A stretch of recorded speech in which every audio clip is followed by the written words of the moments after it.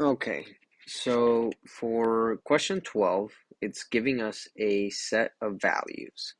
So we know we have a mass equaling 2 kilograms, and it's going up at 30-degree angle at an inclined plane, and we have our AV point of A of VA equals 2 meters per second, as well as a velocity of 1.1 meters per second.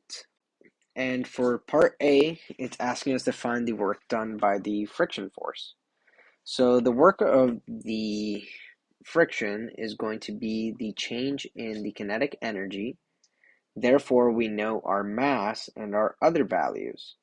So we can go ahead and start plugging them into the equation of Wg equals half of m times 1.1 squared minus half of n2 squared minus 0. After calculating all the values, you can go ahead and get Wg equals 1.21 minus 4, and which would give you a negative 3.79 joules. For part B of question 12, it's going to go ahead and ask you what distance can you travel the mass until it hits a velocity of 0. Okay, so we should start uh, out by writing the equation. We know that the net worth is going to be equal to the change in kinetic energy, and we know that the net work is going to be the work of the weight plus the work of friction. Once we know that it is going to be equal to 0 minus half of mv0 squared. So we can go ahead and simplify the equation down so that it can work with our values and use mg times y1 minus y2. Once we have that in place, we can go ahead and take into consideration the sides and angles that we need to use.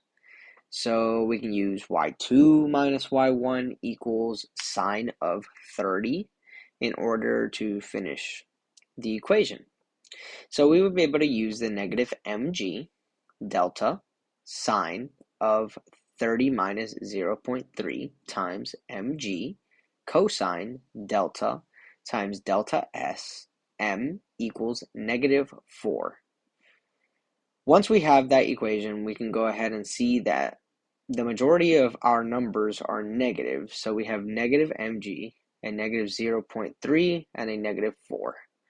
We can rewrite this equation and make everything positive. So we're going to have positive mg delta s times sine of 30 plus 0.3 mg cosine of delta s equals negative 4. Once we have everything in our positive range, we can go ahead and multiply mg sine of 30 plus 0.3 g cosine, and that equals 4. And then we can go ahead and solve. And after we solve, our final answer is going to be 0.3 meters.